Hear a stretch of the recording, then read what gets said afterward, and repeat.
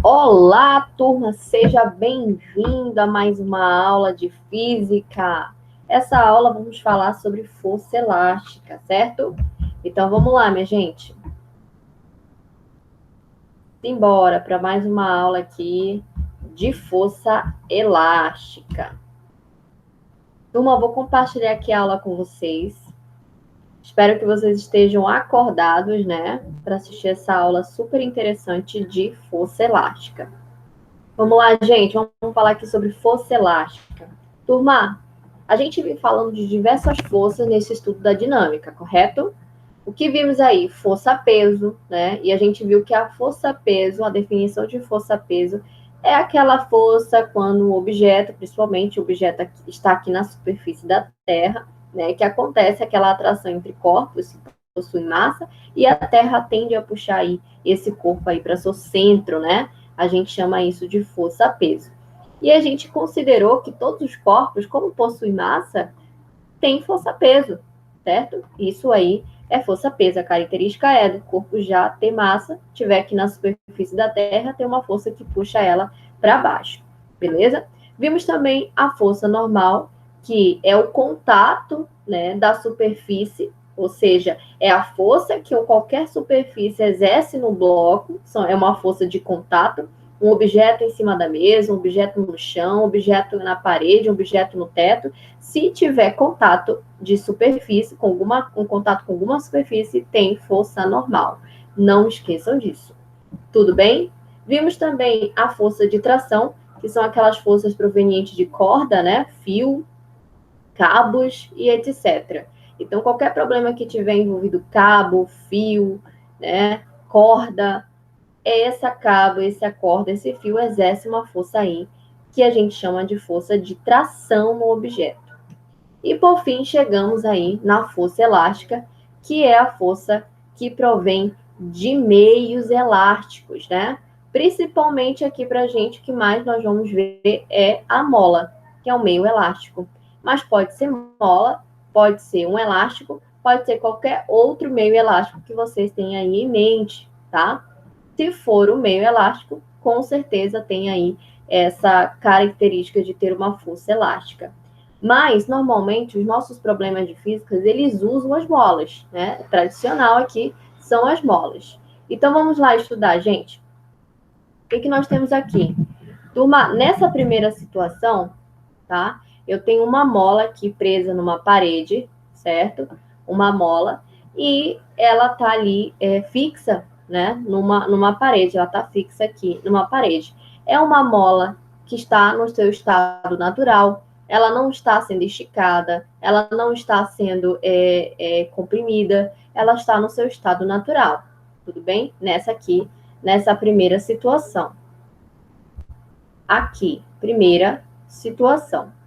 Na segunda situação, ao contrário da primeira, tu já está exercendo uma força na mola, puxando ela para a direita. Você está puxando a mola para a direita. Aqui ela está no seu estado natural e na segunda situação você puxou essa mola aí para a direita. O que tu consegue já visualizar, né, de mudança que ocorreu nessa mola? Claro, o seu comprimento, né? O seu comprimento.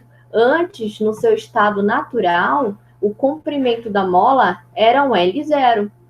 Depois que você exerceu uma força sobre essa mola, esticando, puxando a mola para a direita, o comprimento da mola se tornou Lzão, certo? Antes era L0, depois virou apenas L.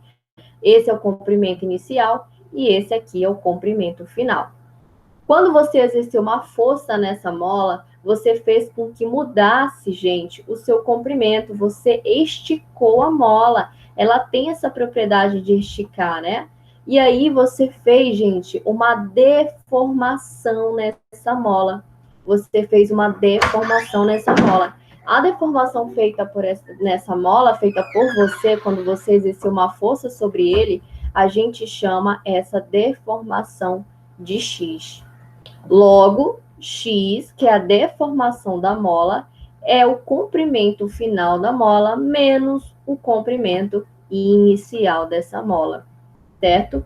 Logo, X, novamente, gente, é a deformação feita por essa mola, tá? E essa deformação, ela pode ser vista tanto você esticando a mola, quanto você comprimindo essa mola, tá? Então, tu pode ver entre essas duas situações, você consegue fazer uma deformação na mola, você exercendo uma força para esticá-la ou você exercendo uma força para comprimi-la, beleza? Logo, o X, vou colocar aqui, ó, implica, ele significa para gente a deformação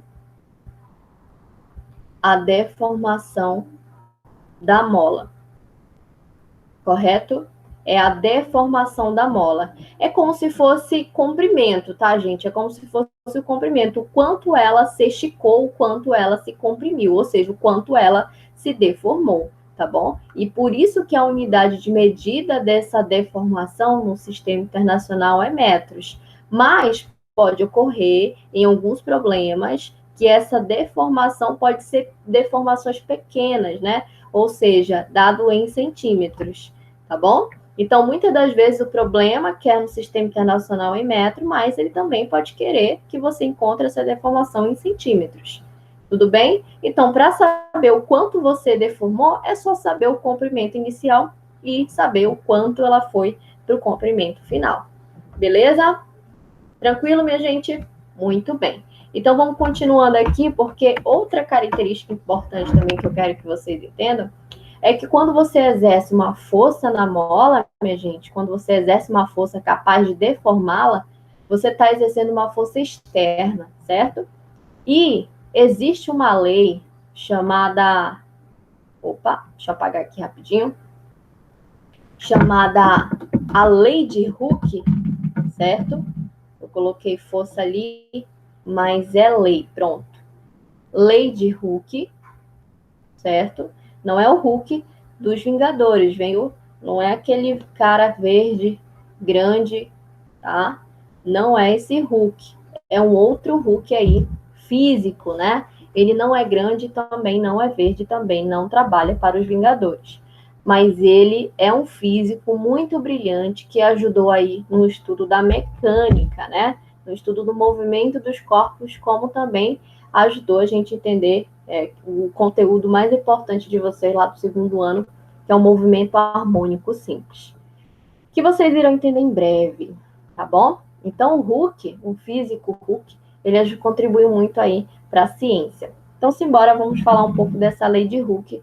E Hooke estudou o movimento aí dessas molas. Quando você exerce uma força sobre a mola, né? Você é capaz de esticá-la, causando uma deformação, ou você pode também comprimi-la, né? Apertar a bichinha aqui para o seu estado de compressão, certinho? E a lei de Hooke fala que uma força que exerce sobre essa mola é igual a K vezes X. O que ele quer dizer com isso, gente? Hooke pensou o seguinte: a força que você exerce na mola, quanto maior força, na verdade, quanto mais você estica a mola, né, ou comprime a mola, é mais difícil você conseguir esticá-la mais. Ou seja, quanto mais você estica a mola, maior será a força que você vai ter que exercer para esticar ainda mais essa mola. Ou seja, quanto mais você exerce uma força na mola, maior vai ser a força que você vai precisar exercer para poder deformar essa mola. Por quê, professora? Porque ele diz o seguinte, que se você pega uma mola e estica a mola, é fácil da primeira vez. Mas se você quer esticar ela novamente, fica mais difícil, porque tu precisa exercer uma força maior do que você já tinha exercido antes. Né? Essa é a ideia de Hooke para o estudo aqui das molas. Mas, turma, isso depende também da característica da mola, depende do material. Pensa comigo, se você pega uma mola de um carrinho de brinquedo, vai lá, estica essa mola. É muito fácil, o material dela é muito simples, né? Pode ser de alumínio, qualquer outro tipo de material leve, né? Mas você é capaz, só com um puxãozinho, você consegue esticar a mola, você consegue deformá-la, correto? Agora, pense numa mola que se usa lá na bicicleta, aquelas molas grandes, né? não tem condições. Você precisa, é claro, exercer uma força bem maior, porque depende da característica daquela mola. Agora, pense numa mola que tem no carro. E pior ainda, para esticar aquela mola é mais difícil ainda. Você precisa exercer uma força muito maior. Então, gente, depende também da característica dessa mola, é óbvio, né? E a característica da mola, gente, a gente chama ela de K, tá bom? K, esse Kzão aqui é a constante, anota aí no teu caderninho, é a constante elástica, da mola, certo? Ela é representada pela letra K. E a sua unidade de medida, tá? A unidade de medida de K é Newton sobre metros, certo? E a constante elástica da mola, deixa eu apagar essa da mola aqui, que ficou feinho, né? Parece que ficou juntinho. Constante elástica da mola é a característica da mola, tá? Se a mola ela é feita de aço, se a mola é feita de alumínio, se a mola é feita, enfim, gente, depende aí da característica da mola, do material do que é feita a mola. A gente chama isso de constante elástica da mola. Tranquilo? E a sua unidade de medida é dada em Newton por metro. Então, a força que você exerce na mola leva em consideração aí a constante, a característica, o material que é feita a mola, vezes a deformação da mola. Não esqueça, o X é o quanto você consegue deformar essa mola, ou seja, é a deformação da mola. Deformação da mola. Tranquilo? Turma, essa força externa aqui, essa força que é capaz de deformar a mola, a gente chama ela também, que é a característica da mola, certo? É uma força restauradora. Restauradora. Por quê? Vamos voltar aqui para o estado inicial. Se você exerce uma força externa sobre a mola, puxando ela para a direita, a mola ela tem a característica de querer voltar para o seu estado inicial, ou seja, ela exerce uma força contrária à força que você exerceu, certo? Então, essa força aqui a gente chama de força elástica, certo? Ela volta para o sentido contrário, a mesma direção, apenas o sentido que é contrário. Então, se você exerce uma força externa para a direita, a força, por natureza, ela tende a puxar, a puxar de volta, né? Voltar para o seu estado inicial. Mas pode causar uma deformação? Com certeza. Pode causar aí uma deformação.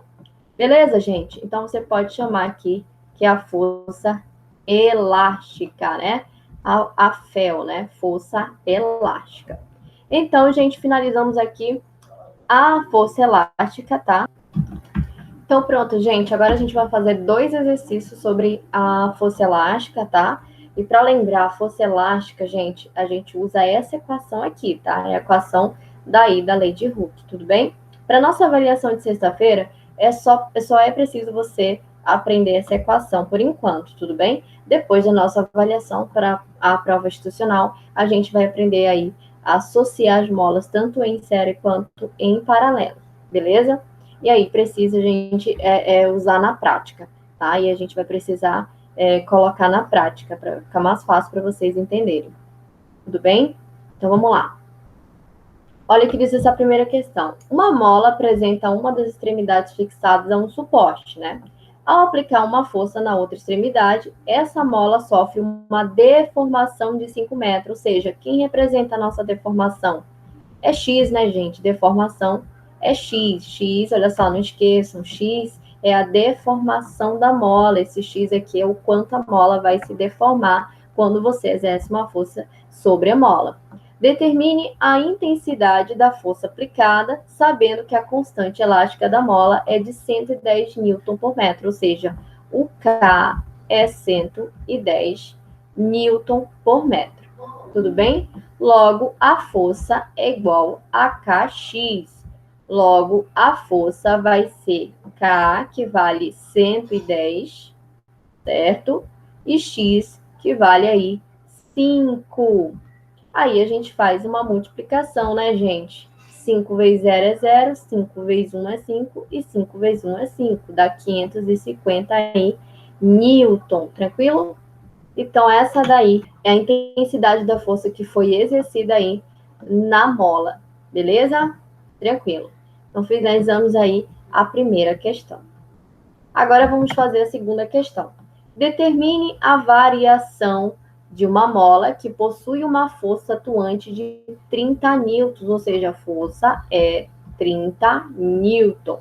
E sua constante elástica é de 300 newton por metro, ou seja, K vale 300 newton por metro. Certinho? Então, ele quer saber qual foi a variação dessa mola, ou seja, como foi a deformação, né? F é igual a Kx. F vale 30, o K vale 300 vezes X. X é o que a gente quer descobrir, é 30 dividido por 300.